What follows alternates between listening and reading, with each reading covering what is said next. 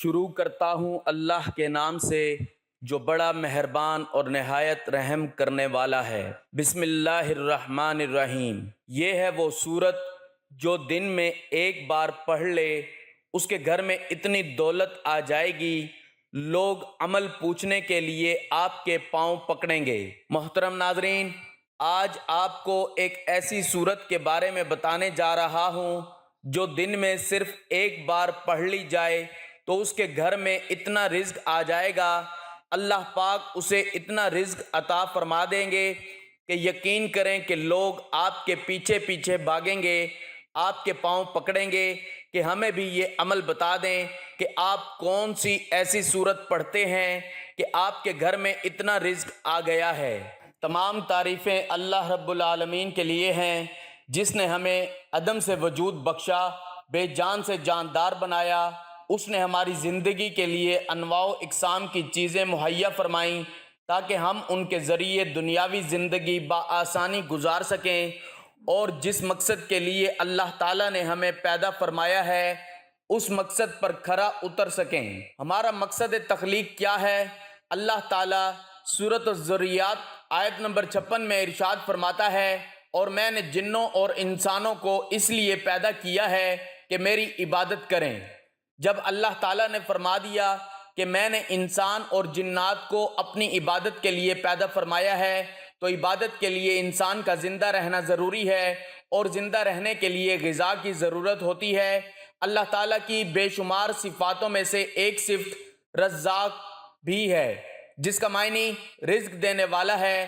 اللہ تعالیٰ انسان کو پیدا فرمانے سے پہلے ہی ماں کے پیٹ میں 4 چیزیں لکھ دیتا ہے۔ حدیث شریف کا مفہوم ہے جب بچہ ماں کے پیٹ میں سارے مراحل طے کر چکا ہوتا ہے تو فرشتے اللہ کے حکم سے 4 چیزیں لکھ دیتے ہیں: عمل، رزق، عمر، اور یہ کہ وہ نیک بخت ہوگا یا بدبخت۔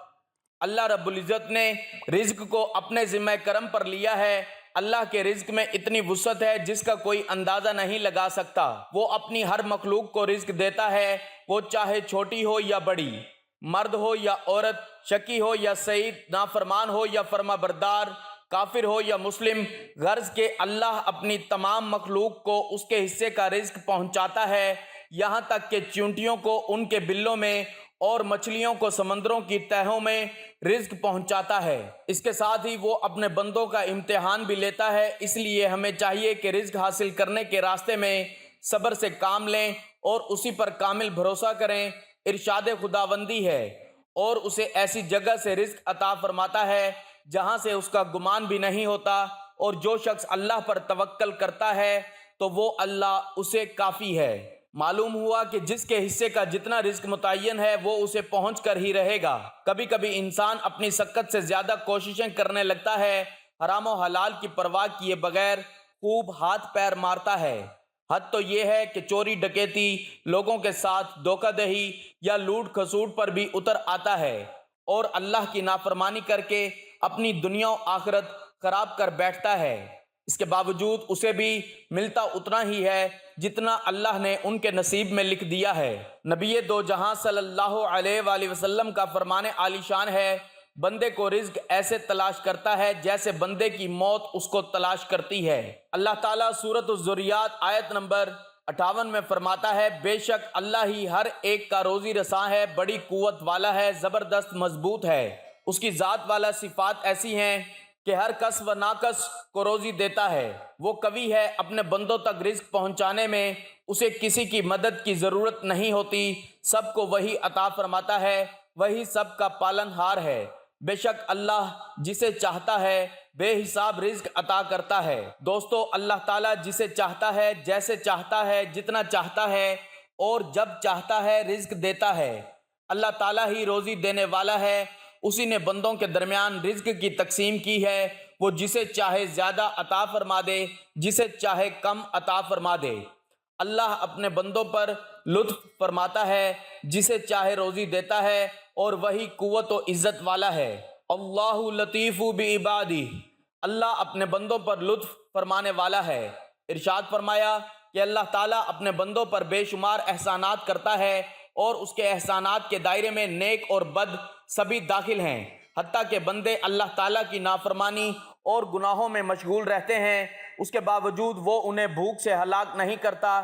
اللہ تعالیٰ جسے چاہتا ہے اپنی حکمت کے تقاضوں کے مطابق روزی دیتا ہے اور وسعت عیش عطا فرماتا ہے، اور اس میں مومن اور کافر سبھی داخل ہیں۔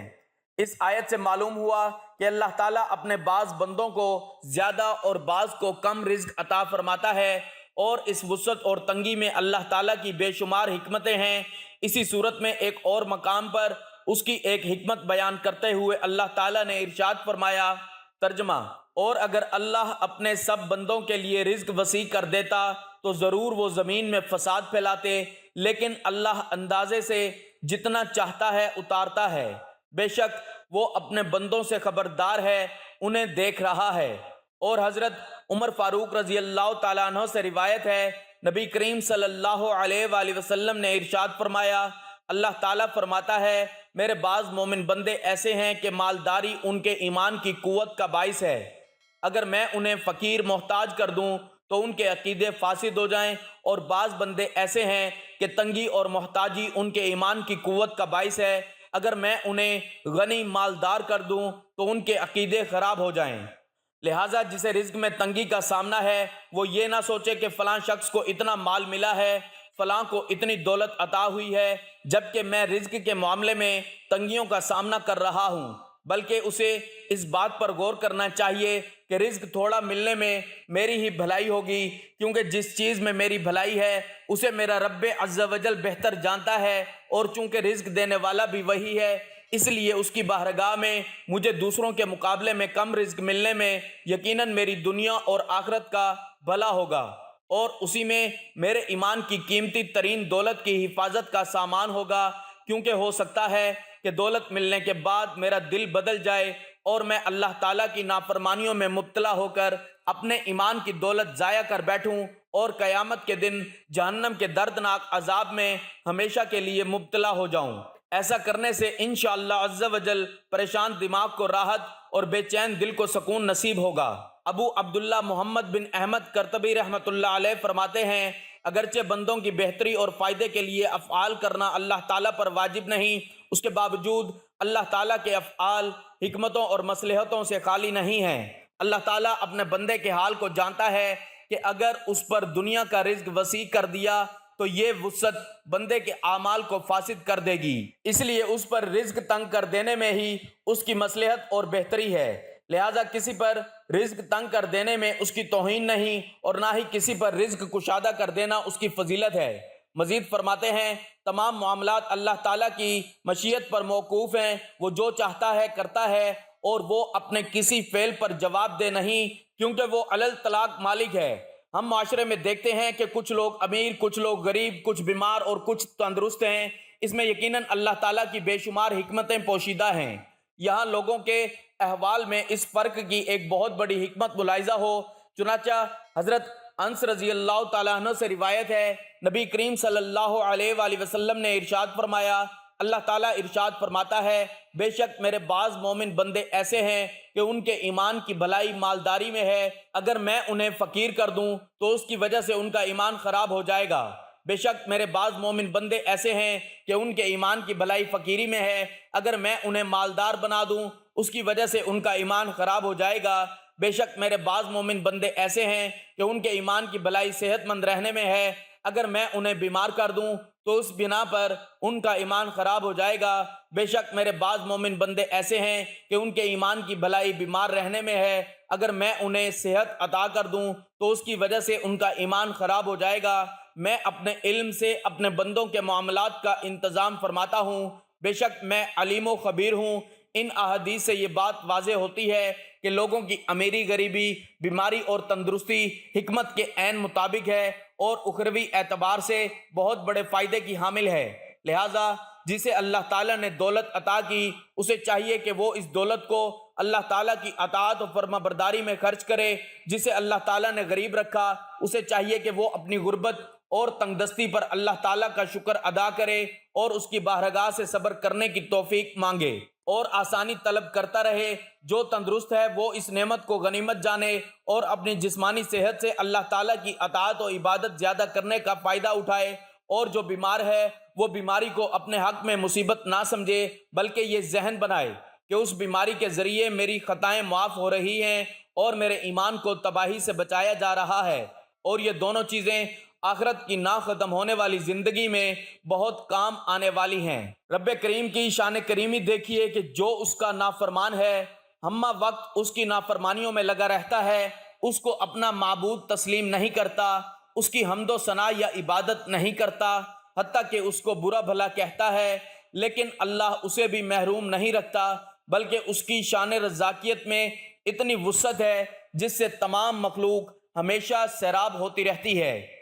اللہ تعالیٰ کی جملہ مخلوقات جن کا شمار نہیں کیا جا سکتا اپنے رب کی عطا سے خوش ہو کر زندگی بسر کر رہی ہیں، سوائے انسانوں کے کہ اللہ کی ان گنت عطاؤں کے باوجود وہ ناخوش ہیں، ہمیشہ اپنی تنگ دستی و بدحالی کا رونا روتے ہیں۔ اللہ کی عطا کردہ نعمتوں پر شکر کے بجائے ہمہ وقت ناشکری ہی میں لگے رہتے ہیں، حالانکہ اللہ تعالیٰ سورۃ ابراہیم میں فرماتا ہے اگر تم شکر ادا کرو گے تو میں تم پر نعمتوں میں ضرور اضافہ کروں گا، اور اگر تم ناشکری کرو گے تو میرا عذاب یقیناً سخت ہے۔ انسان کتنا بڑا ناشکرا ہے اس کا اندازہ اس آیت سے بخوبی لگایا جا سکتا ہے، جس میں خداوند کریم پروردگار عالم ارشاد فرما رہا ہے بے شک انسان اپنے رب کا بڑا ہی ناشکرا ہے۔ انسان کے بالمقابل دوسری تمام مخلوقات کو دیکھا جائے تو وہ اللہ کی عطا پر بہت خوش نظر آتے ہیں۔ مثال کے طور پر پرندوں ہی کو دیکھ لیں، وہ صبح اٹھتے ہیں اور اٹھتے ہی اللہ کی حمد و ثنا میں لگ جاتے ہیں، اس کے بعد وہ اپنی روزی کی تلاش میں نکل پڑتے ہیں، پھر جب وہ رات میں اپنے گھونسلوں کی طرف لوٹتے ہیں تو شکم سیر ہو کر خوش و خرم لوٹتے ہیں۔ ان کے لیے کوئی جگہ متعین بھی نہیں ہوتی کہ انہیں وہاں سے رزق ملے گا یا یہاں سے، لیکن اللہ نے ان کے نصیب میں جو متعین کیا ہے وہ انہیں پورا کا پورا ملتا ہے اور ملتا رہے گا۔ رہی بات انسانوں کی تو وہ اپنے حریص ہو چکے ہیں کہ ہمیشہ مزید ہی کی تلاش میں رہتے ہیں۔ دوسری مخلوق کی بنسبت اللہ کی عطائیں ان پر زیادہ ہیں، اور ہو بھی کیوں نہ، کیونکہ اللہ نے انہیں اشرف المخلوقات بنایا ہے، انہیں عقل و فہم سے نوازا ہے، ان کی روزی کے لیے جگہیں متعین کر دی ہیں کہ تمہیں یہاں سے رزق ملے گا یا وہاں سے ملے گا، اس کے باوجود وہ ہمیشہ پریشان رہتے ہیں اور ناشکری کرتے ہیں۔ ہونا یہ چاہیے کہ انسان رب العالمین پر کامل بھروسہ کر کے ساری چیزیں اس کی مشیت پر چھوڑ دے، کیونکہ اللہ اپنے بندوں کے لیے جو بھی کرتا ہے بہتر ہی کرتا ہے، وہ اپنی مخلوق سے 70 ماؤں سے بھی زیادہ محبت کرتا ہے۔ آج ہماری زبوں حالی اور در بدر کی ٹھوکریں کھانے کی ایک وجہ یہ بھی ہے کہ ہم اللہ کی نعمت سے نا امید اور صبر و شکر سے کوسوں دور ہو گئے ہیں، حالانکہ خود پروردگار عالم سورۃ الزمر آیت نمبر 53 میں ارشاد فرماتا ہے اے میرے وہ بندو جنہوں نے اپنی جانوں پر زیادتی کر لی ہے، تم اللہ کی رحمت سے مایوس نہ ہونا، جس دن ہمارا رشتہ اللہ سے مضبوط ہو جائے گا اور ہم اپنی ساری چیزوں کا مداوا اللہ کو ماننے لگیں گے، اپنا سارا دکھ درد اسی کے سامنے بیان کریں گے، اسی دن سے کامیابی ہماری ہم رکاب ہو جائے گی۔ یقین رکھیں جو رزق ہمارے نصیب میں ہے وہ چل کر آئے گا، اور جو نصیب میں نہیں ہے وہ آ کر بھی چلا جائے گا، لہٰذا راضی برضائے الہی ہی میں ہماری فلاح اور بھلائی ہے۔ محترم ناظرین، ایک بات ہمیشہ یاد رکھیں، رزق صرف کھانے پینے کی چیزوں کو، دولت کو، گھر کو، گاڑی کو، بنگلے کو نہ سمجھیں، بلکہ اللہ پر ایمان سب سے بڑا رزق ہے۔ اسی طرح نیک اعمال کرنا بہت بڑا رزق ہے، ایک دوسرے سے محبت رکھنا، گھر میں سکون، میاں بیوی بچوں میں پیار، یہ سب رزق ہی تو ہے، اور اس سے بڑا اور کیا رزق ہو سکتا ہے؟ لیکن ہم لوگ ان چیزوں کو چھوڑ کر صرف ایک ہی چیز کے پیچھے بھاگ رہے ہیں، اور وہ ہے دولت، گھر، گاڑی، بنگلہ، اسی کو ہم سب کچھ مان رہے ہیں۔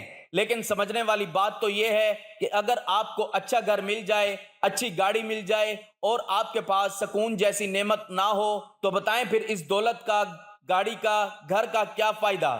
اس لیے ہمیں اللہ پاک سے دعا کرنی چاہیے کہ ہمیں رزق کے ساتھ ساتھ دلوں کا سکون بھی عطا فرما دیں۔ اللہ تعالی ہمیں وہ رزق عطا کرے جو دلوں کو سکون دے، جو گھر میں رہنے والے میاں بیوی بچوں میں پیار اور محبت پیدا کرے، پھر ہی اس رزق کا اور اس زندگی کا فائدہ ہوگا۔ ناظرین، آج میں آپ کو ایک ایسے عمل کے بارے میں بتانے جا رہا ہوں، یقین کریں اس عمل سے اللہ پاک آپ کے گھروں کو رزق سے بھر دے گا، اور اتنا سکون آپ کی زندگی میں پہلے کبھی نہیں آیا ہوگا جتنا اس عمل کو پڑھنے کے بعد آئے گا۔ یہ ایک صورت ہے جو آپ کو بتانے جا رہا ہوں۔ صرف ایک صورت دن میں کسی بھی وقت صرف ایک بار پڑھ لیں، آپ کی آنے والی نسلیں بھی رزق سے مالا مال ہو جائیں گی۔ اس عمل کی برکت سے آپ کو اتنا رزق ملے گا کہ جو بندہ آپ کو دیکھے گا، آپ کے رزق کو دیکھے گا، وہ ضرور آپ کے پیچھے بھاگے گا اور آپ سے پوچھے گا کہ مجھے بھی یہ عمل بتا دیں، مجھے بھی یہ صورت بتا دیں، میرے گھر میں بھی رزق آنا شروع ہو جائے۔ دوستو وہ صورت کون سی ہے؟ وہ صورت مزمل ہے۔ یہ صورت دن میں کسی بھی وقت آپ لوگ وضو کر لیں، پاک صاف ہو کر یہ صورت پڑھ لیں۔ قرآن مجید کی 73ویں صورت مزمل ہے۔ اس صورت میں 2 رکوع اور 20 آیات ہیں۔ سورت مزمل قرآن پاک کے 29ویں پارے میں موجود ہے۔ حضور نبی کریم صلی اللہ علیہ وآلہ وسلم کا ارشاد گرامی ہے، جو کوئی اس صورت کو مصیبت کی حالت میں پڑھے گا، اللہ جل شانہ اس کی مصیبت کو دور فرما دے گا۔ جو کوئی سورت مزمل مبارکہ کو پڑھے گا، اللہ تعالیٰ اسے دنیا و آخرت میں خوش رکھے گا، اس کا افلاس دور ہوگا، اور جس مشکل کے لیے پڑھی جائے گی وہ مشکل آسان ہوگی۔ جو کوئی اس سورت کو 7 مرتبہ روزانہ پڑھے گا، اس کے رزق میں اللہ تعالیٰ کشائش فرما دیں گے۔ اگر کوئی مسئلہ حل نہ ہو رہا ہو تو 40 روز بلا ناگا خلوت میں 40 مرتبہ پڑھیں۔ ایک روایت کے مطابق جو کوئی 1 سال تک بعد نماز فجر روزانہ 11 مرتبہ پڑھا کرے گا، روزانہ 11 مرتبہ پڑھا کرے، اس کے رزق میں برکت ہوگی اور کبھی غریب و محتاج نہ ہوگا۔ روزانہ پڑھنے والے کی اللہ تعالیٰ دینی و دنیاوی مشکلات، آنے والے حادثات و خطرات کو دور کر دیں گے۔ اگر سورہ مزمل کو پڑھ کر حاکم کے سامنے پیش ہوں تو حاکم مہربان ہوگا۔ روز بعد از نماز عشاء 11 مرتبہ سورت مزمل باقاعدگی سے پڑھنا فراغت دینی و دنیاوی کے لیے مجرب ہے۔ اس سورت کا ایک حیرت انگیز فائدہ یہ ہے کہ روزانہ ان 20 آیات کی تلاوت کرنے سے آپ کے مال میں بے پناہ اضافہ ہوگا اور آپ کو پریشانی کے ساتھ ساتھ کسی بھی ناخوشگوار حالت سے بھی محفوظ رکھے گی۔ ہر نماز کے بعد 5-7 مرتبہ سورت مزمل پڑھیں اور اللہ تعالیٰ سے اپنی خواہش کے لیے دعا کریں۔ سورت مزمل کی تلاوت نہ صرف آپ کو دنیا میں فائدہ دے گی بلکہ آپ کو قیامت کے دن بھی نجات دلائے گی۔ یہ سورت آپ کی دعاؤں کی قبولیت کے لیے انتہائی ضروری ہے، اور اگر سورت مزمل پڑھ کر اللہ تعالیٰ سے اپنی خواہشات مانگیں وہ آپ کو عطا کرے گا اور آپ کی دعا قبول کرے گا۔ لوگ مذہبی اجتماعات کا اہتمام کرتے ہیں تاکہ وہ مل کر سورت مزمل کی تلاوت کر سکیں۔ عام طور پر یہ خیال کیا جاتا ہے کہ سورت پڑھنے سے انسان کی دولت، صحت اور رزق کے مواقع بڑھتے ہیں، انسان کی تمام خواہشات اللہ کی مرضی سے پوری ہوں گی۔ سورت مزمل کی تلاوت کرنے سے آپ ہر قسم کے برے حالات سے محفوظ رہیں گے اور آپ کو کسی قسم کی تکلیف کا سامنا نہیں کرنا پڑے گا۔ قرآن کی ہر سورت، ہر آیت، حتیٰ کہ ہر لفظ بنی نوع انسان کے لیے طرح طرح کے فائدے فراہم کرتا ہے اور اللہ تعالیٰ کے پیغام کو ظاہر کر کے صراط مستقیم کی طرف رہنمائی کرتا ہے۔ اسی طرح سورت مزمل کے فوائد بھی بہت زیادہ ہیں۔ اگر آپ زندگی کے تمام شعبوں میں کامیابی حاصل کرنا چاہتے ہیں تو قرآن کو سمجھیں، جیسا کہ قرآن آپ کو صحیح سمت میں ہدایت کرتا ہے اور یہ راستہ آپ کو جنت کی طرف لے جائے گا جہاں اللہ آپ کو اپنی نعمتوں سے نوازے گا۔ خلاصہ یہ کہ قرآن مجید کی تمام صورتیں یکساں طور پر مفید ہیں۔ انہوں نے خود کو ہمارے مسائل کا حل پیش کیا ہے۔ اللہ سب سے بڑا ہے، چاہے آپ کا مسئلہ کتنا ہی بڑا یا چھوٹا کیوں نہ ہو۔ اسے ہماری ضرورت نہیں کہ ہم اس کے لیے دعا کریں، ہمیں صرف اس کی ضرورت ہے کہ وہ ہماری خواہشات کو سنیں، اس کی آیات میں موجود پیغام کو پہنچائیں اور اس پر عمل کریں۔ آپ کی تمام پریشانیاں معجزانہ طور پر حل ہو جائیں گی۔ ناظرین، یہ سورت پڑھنے سے پہلے آپ نے وضو کرنا ہے۔ وضو کر کے آپ نے حضور پاک صلی اللہ علیہ وآلہ وسلم کی ذات اقدس پر درود پاک کا نذرانہ پیش کرنا ہے۔ درود پاک آپ کوئی سا بھی پڑھ سکتے ہیں۔ ایک بار ثواب کی نیت سے میرے ساتھ بھی درود پاک پڑھ لیں۔ اللہم صلی علی محمد وعلی آل محمد کما صلیت علی ابراہیم وعلی آل ابراہیم انک حمید مجید۔ اللہم بارک علی محمد وعلی آل محمد کما بارکت علی ابراہیم وعلی آل ابراہیم انک حمید مجید۔ درود پاک پڑھنے کے بعد آپ نے سورت مزمل ایک دفعہ پڑھنی ہے اور اس کے بعد آپ نے اللہ تعالیٰ کے مبارک ناموں کی تسبیح یا عظیم، یا اللہ، یا رزاق، یا عظیم، یا اللہ، یا رزاق 100 مرتبہ پڑھنی ہے۔ یا عظیم، یا اللہ، یا رزاق یہ 1 مرتبہ ہو گیا۔ یا عظیم، یا اللہ، یا رزاق یہ 2 مرتبہ ہو گیا۔ یا عظیم، یا اللہ، یا رزاق یہ 3 مرتبہ ہو گیا۔ اسی طرح آپ نے یہ ایک پوری تسبیح پڑھنی ہے اور اس کے بعد آپ نے دوبارہ سے درود پاک پڑھنا ہے۔ دوستو یہ ایک سورت اور ایک تسبیح ہے، دن میں کسی بھی وقت اسے پڑھ لیا کریں، اس وظیفے کی برکت سے آپ کو رزق مل جائے گا، لیکن اس کے ساتھ ساتھ آپ کی نسلیں بھی آباد ہو جائیں گی، مالا مال ہو جائیں گی۔ جو میرے بھائی میری بہنیں یہ کہتی ہیں کہ وظیفوں سے رزق نہیں ملتا، تو وہ ایک نظر خود پہ ضرور ڈالیں اور دیکھیں کہ کیا ہم کوئی گناہ تو نہیں کر رہے، ہم جھوٹ تو نہیں بول رہے، ہمارے پیٹ میں حرام کا لقمہ تو نہیں جا رہا۔